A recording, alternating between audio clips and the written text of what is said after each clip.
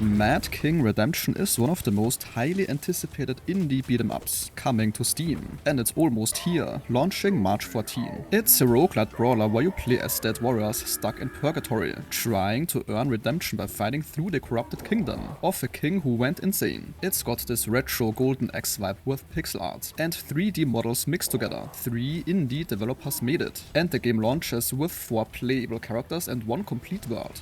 Let's take a look at the setup first. Your character failed the queen somehow and died. And now this Mad King controls your afterlife. So you fight through stages, you die. You come back to a hub area where you spend gold on permanent upgrades. Then you try again. So that's standard roguelite stuff. What makes it different is that the Mad King keeps interrupting runs to offer you corrupted powers. These are special abilities like summoning thorny vines or dark tentacles, but using those costs your health. So you are consistently making this risk-reward choice about whether to burn your own HP for a powerful attack. Combat is your basic beat-em-up controls. Normal attacks, a special move that recharges over time, throwing knives, parrying, and those forbidden powers. You can also double jump and attack from air. The 4 characters play quite differently, of course. There's a swordsman, a wrestler type, an assassin, and a mage who can heal herself, which in my opinion makes her way stronger than the others. Now there's a pretty substantial problem, at least in my build, and that is the stamina meter. Your character simply gets tired from swinging the weapon way too much. In a game where you're supposed to be mashing buttons and juggling crowds of enemies, having to stop constantly because you ran out of stamina feels terrible. It's not like Dark Souls where stamina management is the whole point. This is an arcade style game, and the stamina just interrupts the flow. But again, this might be fixed with the actual release.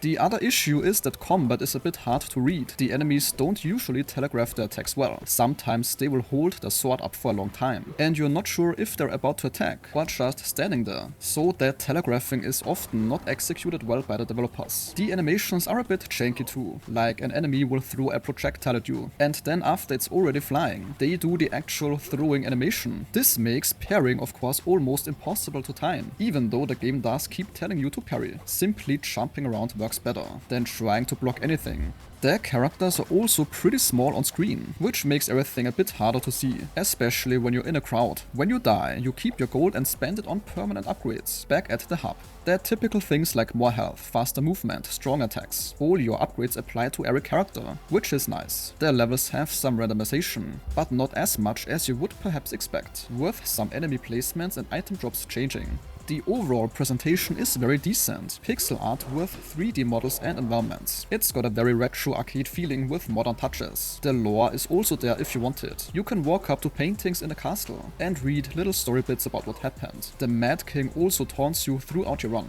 which gives it some personality. Maybe that's inspired by Hades. But please keep in mind, the difficulty is rather brutal. The enemies hit hard, there are instant death acid pits everywhere, and you can get stun locked when surrounded. And no, this is not always the good kind of difficult. Remember, the telegraphing and the animations don't always work, so it does get more frustrating than actually challenging. It is punishing in a way that doesn't always feel fair. So it's an interesting idea, taking the old school beat 'em up genre and adding roguelite progression with this dark redemption theme. The corrupted power system is cool, and the art style definitely has charm. But the stamina meter really hurts the experience. The combat needs to be way more readable, and the characters need to be bigger on screen. The core concept is solid, but right now it feels a bit like it's fighting against itself, trying to be a fast-paced action game, while also making you manage stamina and deal with hard-to-read animations. And this sentence concludes today's video. If your time was respected, a like or comment is very much appreciated.